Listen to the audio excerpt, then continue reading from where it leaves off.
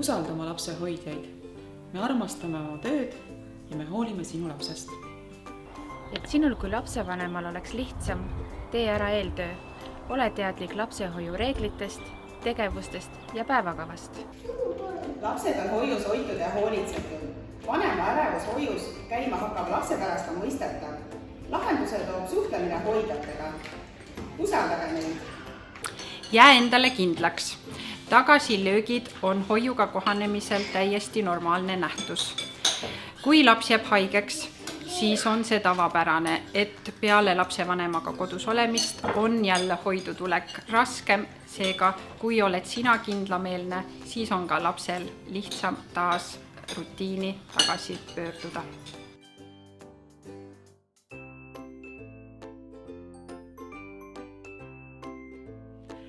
Hoolitse oma lapse tervise, ööune ja toitumise eest. Kui laps on terve, siis on tal kindlasti kergem suurte muutustega toime tulla. Iga laps on individuaalne ja tema kohanemise protsess on samuti individuaalne. Arvesta tema eripäradega, sest sina oled oma lapse ekspert ja tead kõige paremini. Tee lastehoiuga koostööd. Küsi alati hoidjad nõu, kui midagi jääb arusaamatuks või tahad nõu pidada. Suhtu lastehoidu hästi.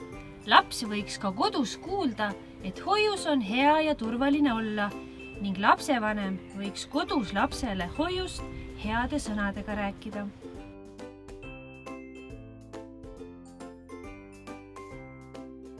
Eelistab pehmet ja järk-järgulist lapsehoiuga kohanemissüsteemi.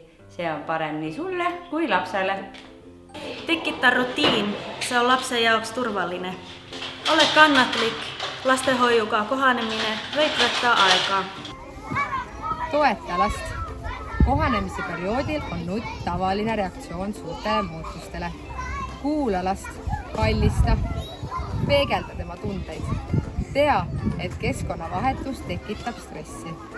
Õue minek ja sealt tulek on tavaliselt muutused. Vajadusel tule räägi meiega, koos leiame alati lahenduse. Anna laps hoidjale julgelt üle. Tee kiire musikalli ja ütle, et tuled varsti tagasi. Me oskame last lohutada ja mängima suunata, kui laps on kurb, aga tavaliselt läheb nutt kiiresti üle.